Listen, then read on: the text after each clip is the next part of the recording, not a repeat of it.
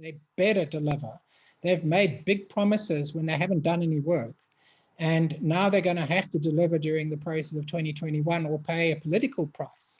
So I think that there's an urgency there that's both political, and there's an urgency that's in the national interest. I think that at this point, they're between a rock and a hard place, and they're going to have to go to places they haven't been before in order to get this done.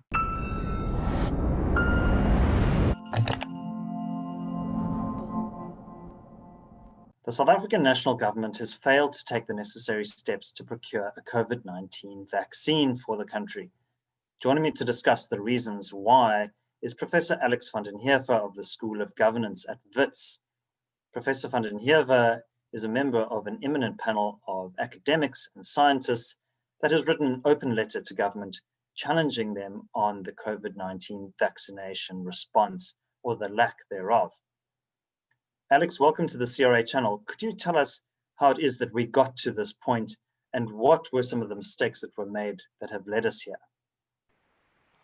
It's largely unknown at this point. The only thing that government has committed to at this point is the COVAX arrangement, which gives South Africa access to vaccines at some point during 2021 for about 20% of the total population. But it's completely uncertain as to when these vaccines will become available, in what quantities, and over what time. But we do know that they are very likely to only arrive, or some of them might only arrive in about April, May of this year. In terms of, so typically countries enter into two arrangements. I mean, a lot of countries have entered into the COVAX arrangement, largely to cross-subsidize and assist low-income countries, which South Africa is not. But most countries have entered into some form of bilateral contract or arrangement in order to supplement whatever would come through a COVAX arrangement. And that's in order to access vaccines as soon as they become available, as soon as their clinical trials indicate that they're efficacious and safe.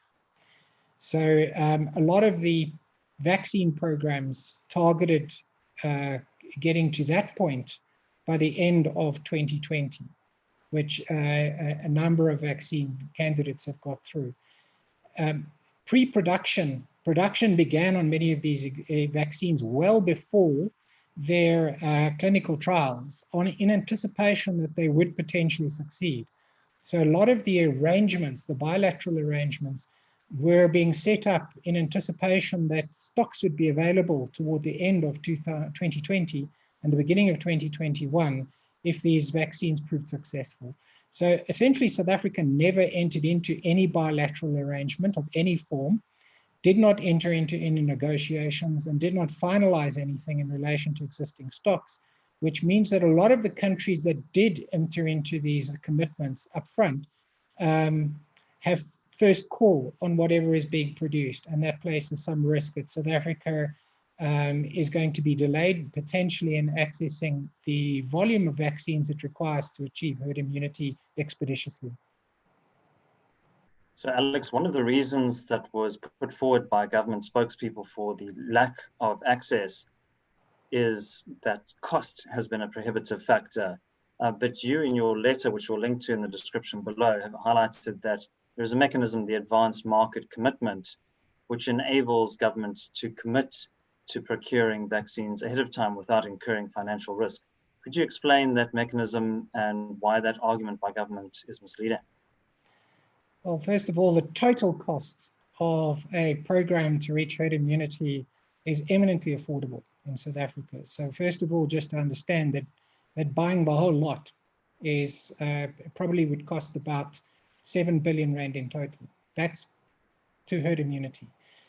If we entered into an agreement, an advanced market commitment of some form, you'd typically pay a deposit upfront. And the reason for the deposits are because many of these companies are developing the vaccines at risk, and they therefore require some capital in order to take that risk and get through the trials. The commitment is, if they prove efficacious and safe, that you will then buy a particular quantity for which you've provided a deposit. Now, the argument by the Department of Health is that there was some risk that they might lose the deposit, and therefore that would waste money. Most countries haven't bothered with that idea. They've accepted that even if they were, that in some cases these deposits will be refundable. It will depend on contracts with particular companies. But even if you were to lose the deposit, 15%, it would still prove affordable if you then hit a successful vaccine and were able to buy sufficient quantities to hit herd immunity. There was no affordability constraint if you were adopting that kind of risk. And the issue is that a number of vaccines, from a scientific perspective, there was a very high probability that they would be successful after clinical trials would be completed. Several were clearly indicated, and every single vaccine that is applied has been accepted to date. So Pfizer, Moderna, AstraZeneca, etc. And there's a high probability that Johnson & Johnson will also succeed, and then many other of around about 80 candidates. So South Africa really would have faced a relatively low risk of losing its deposit, which is the only amount of money that could ever have been regarded as at risk. But the benefit of putting in the deposit and getting an upfront guarantee is that we could potentially have purchased our entire requirement for herd immunity in June, July of last year. We could have made that commitment, and the moment they got approved, we could have basically begun to roll out a national program, and then you would have spent most of 2020 developing and making sure that the logistics for rollout are in place. So the problem with the answers from the Department of Health is not only did they not enter into any form of bilateral contract or arrangement or discussion or negotiation, but they also didn't actually plan the logistics for rollout. And the presentation that was provided on Sunday this last week on rollout was completely unconvincing. It shows no work was done. What they're doing there is saying, we will do this, we will do that. But in reality, when you roll out a program, you need to have things in place. And if our start date was February, we have done nothing. There's nothing in place. So we still have to basically put in place the logistical framework for rollout. And that's a fairly considerable undertaking, given that we have to vaccinate the 70% of South Africa's population. We're basically just excluding people under the age of 18. And we've never done that before. And our vaccine programs to date have targeted children, which is a relatively manageable portion of the total population, and we haven't even managed to do that completely every year. So this is a novel undertaking. It's probably beyond the capacity of government at this point to do without the assistance of the private sector and corporates in South Africa and the full capabilities of the country. So had they been doing their job, all of those parties would have already been fully engaged and would already have an operational model on the table. We have nothing. So essentially, we're beginning now. Alex, you mentioned the role of the private sector, and it seems that the government is taking an approach to centralize the control of vaccine procurement. There's no real detail as yet on the plan, as you've highlighted. So what is the problem there? Why is the private sector being pushed to the margins and excluded? Well, I'm not sure they will ultimately be pushed to the margins, because actually so much depends on, there's the private health sector and there's our corporate sector, non-health corporate sector, both of which are essential to driving this program in South Africa expeditiously. South Africa can't proceed without them. It's very likely that they will probably provide a large part of the funding to roll out this program, so it won't necessarily come from government. It's also important to note that the first phase of the rollout of this program is for healthcare workers, frontline healthcare workers.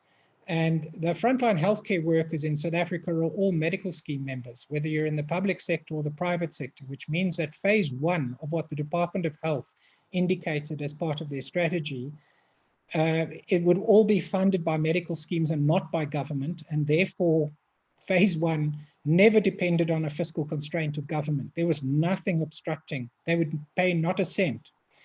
In terms of procurement, in some cases it makes sense where we're now late in the day and it might require government-to-government arrangements in order to unlock access to certain vaccines. For instance, in India, where we would be going through the Serum Institute of India, who would be in charge of basically distributing the AstraZeneca vaccine, which we are trialing in South Africa.